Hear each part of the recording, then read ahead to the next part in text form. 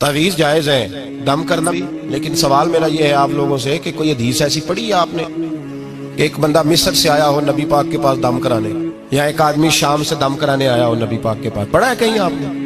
भाई दम कराना जायज़ है, तावीज़ देना, लेकिन ये असल दीन नहीं है कि लोगों ने अब इसी को जरिया बना लिया, इसी से लोगों की दुकानें और कारोबार चलते हैं। ये असल नहीं है, ये जोज है।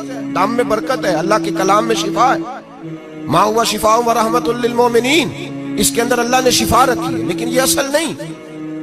असल रसूलुल्लाह का दीन है। आला हजरत रहमतुल्लाह अलैह के पास एक मुरीद आ गया। आजकल तो मिठाई होती है, उस जमाने में पेड़े होते थे, तो पेड़ों की एक टोकरी लाया, यूं समझ ले मिठाई का डब्बा लाया। आला हजरत ने फरमाया कैसे आए हो? हुजूर ज़ियारत करनी थी।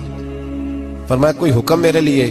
का ज़ियारत। भाई बात ये छोटी है, लेकिन इन बातों का पस मंजर देखो और आज के जमाने में इन बातों को परखो तो देखो दीन किस तरह बेचा जा रहा है।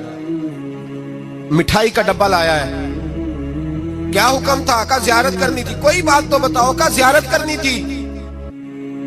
आला हजरत ने ना वो मिठाई का डब्बा तालिब इल्म को कहा पेड़े जाओ घर दे आओ। वो घर दे आया तो थोड़ी देर के बाद मुरीद कहने लगा हुजूर एक तावीज़ भी चाहिए था। फरमाया फकीर ने तो 2-3 दफा पूछा कोई हुक्म है, तो आपने कहा सिर्फ ज़ियारत। अच्छा तावीज़ भी चाहिए?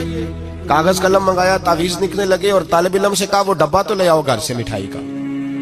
वो बच्चा अंदर से गया डब्बा लाया।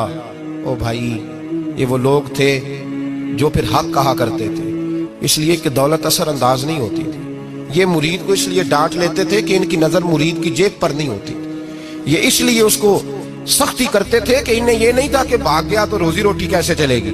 कहा आला हजरत फाजिल डब्बा लाओ, तो वो घर से डब्बा मिठाई का उठा लाए। आला हजरत ने तावीज़ भी दिया।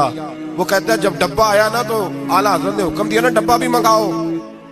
अब उन लफ्जों में जलाल इतना था कि मैं घबरा गया, पता नहीं अब क्या बनेगा। मैं बोल ना सका, डब्बा आ गया। आला हजरत ने वो मिठाई का डब्बा भी वापस किया और तावीज़ भी दिया और एक जुमला कह के नमाज पढ़ने चले गए। एक जुमला फरमाने लगे अपना मिठाई का डब्बा ले जा, अहमद रजा तावीज़ बेचा नहीं करता।